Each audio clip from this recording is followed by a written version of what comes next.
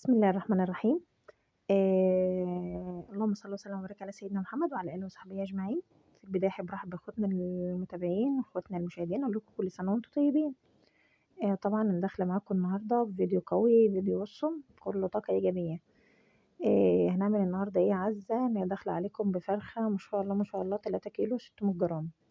طب هتعملي ايه بالفرخه دي؟ تابعوا معايا وانا هقول لكم. طبعا انا جبت الفرخه من عند الفرارجي، ما نضفتهاش. تمام، هي جايه زي ما هي كده. فطبعا انا عايزه اغسلها غسله عميقه، غسله محترمه كده. بعمل ايه؟ بقطع القطع اللي انا محتاجاها، وبعد كده بحاول ان انا اغسلها. انا بقى اتحكم في غسلها كويس. انتوا عارفين بين الجلد وتحت الجلد والحاجات دي محتاجه غسل كويس. ما شاء الله اللهم بارك، قطعتها كذا قطعه.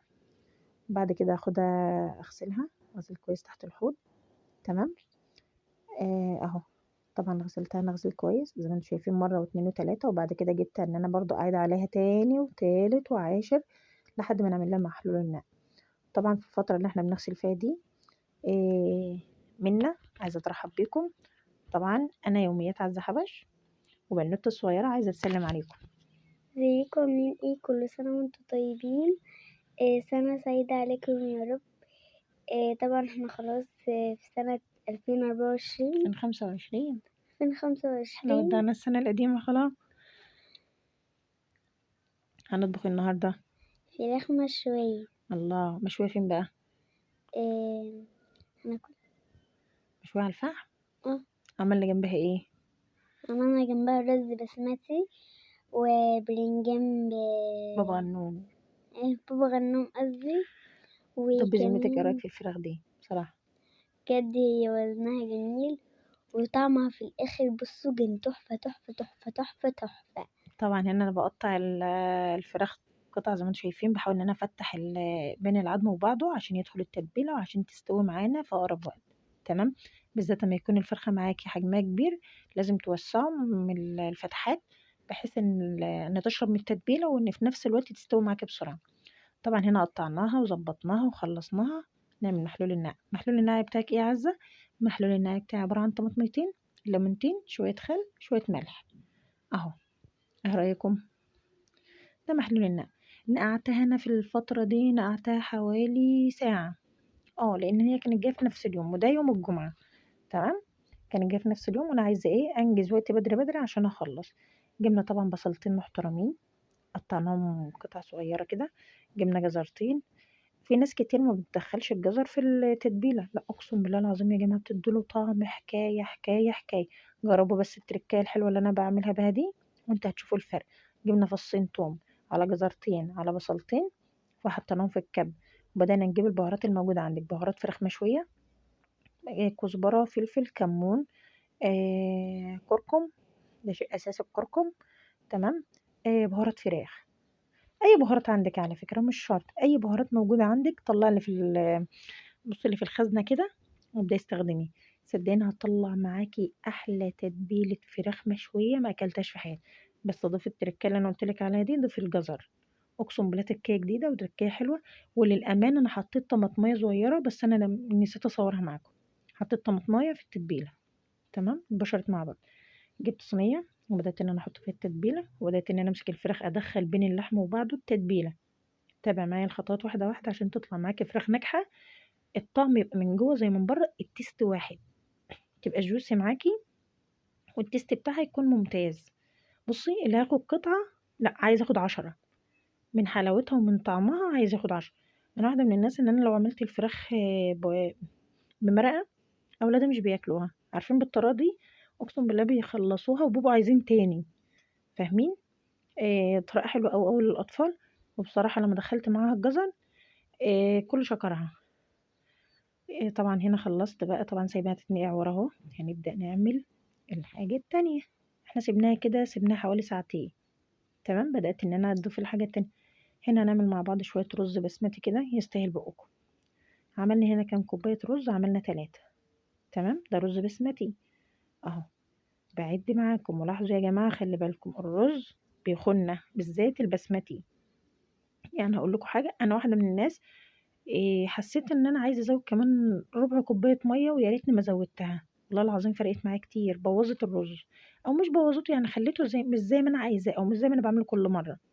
النوع ده وانا بجيبه من العطار قال لي خلي بالك ده بيحتاج ميه ازيد شويه، بس انا ما اعرفش هو قال لي كده ليه، وانا مشيت بكلامه ويا ريتني ما مشيت بكلامه. بس الحمد لله. اعذروني ان الاضاءه وحشه في المطبخ، لان انا عندي الكشاف بتاع المطبخ حزين حرفيا عايز ازاله. فادعوا لي كده ان ربنا يكرمني واجيب كهربائي، لان المشكله مش في الكشاف، المشكله ان الكهرباء عندي في المطبخ كلها متوصله مع بعضها، مفيش حاجه معزوله عن التانية، السلوك كلها مع بعض. فاول حاجه بتعطل عندي الكشاف. اه والله كشاف المطبخ يسرج ويطفى لوحده كده طوله مسكون. يعني الحمد لله انا بحاول ان انا اوريكم الاضاءه على قد ما اقدر، والله العظيم بباب البلكونه. طبعا هنا بحمرنا بصلتين محترمين وفصين توم، وبدأنا ان احنا نحط بقى إيه بصل جزر، إيه حبيتين طماطم كده قطع، تمام ما تهرسهاش. هنا طبعا البصله اتعملت، خرطت انا بقى الجزر والبصل زي ما انتم شايفين، انا كنت بوريهولكم الاول وبعد كده ضفته عليها. بعد ما البصل اتحمر حطينا معلقه سمنه، حطينا فيها مستكه وحبهان وورق لورا وعود قرفه صغير. حطينا حطينا بقى البصل اتشوحت تشويح كويس بفصين توم، بعد كده نزلنا عليها بالرز، وعملت لها بصلتين على جزرتين على حباية طماطم وحطيناها. وهنا بقى يا تركاته يا حركاته ده ليمون مجفف حطينا ورق لورا. وهنبدأ نضيف المية السخنة. هنضيف كام كوباية؟ افتكروا ما احنا حاطين كام كوباية رز؟ حاطين 3، هنحط 6 كوبايات مية سخنة. تمام. كوباية الرز بتاخد كوبايتين مية من الرز البسمتي، الرز الأبيض المصري بياخد كوباية قصادها كوباية مية، الرز البسمتي بياخد كوبايتين قصاد كوباية. تمام. طبعا حطينا البهارات بتاعتها بقى، بهارات الكبسة الفلفل الأسمر الكزبرة الكمون، شوية البهارات الحلوين، شوية التحابيش اللي احنا بنحبها كلنا. وجبت لها بقى قرن شطة كده حامي مولع حطيته بصوا أولاده بيصوتوا، بس كانت جميلة بصراحة. هي حلاوتها إن هي يكون يعني إيه فيها شوية حرارة كده. تمام. هنا الرز معانا استوى زي ما انتم شايفين، وبدأت إن أنا هدى عليه وشوينا هنا بتنجانة مع بعض.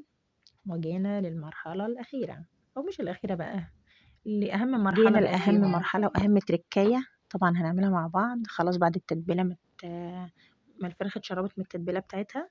هنبدأ إن احنا نرصها بقى طبعا على الشواية. نبدأ نحطها قطع كده زي ما انتم شايفين. تمام. نوسع لنفسينا يعني على حسب ما المساحة معاك هتاخد.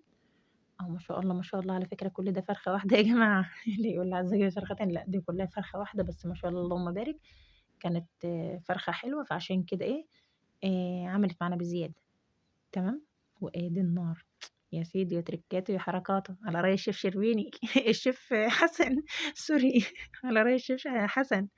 انا من عشاق الشيف حسن بصراحة يا جماعة. بحب اتابع كل حلقاته. تمام. وادي النار بقى يا سيدي، انتوا عارفين انا بشوف فين؟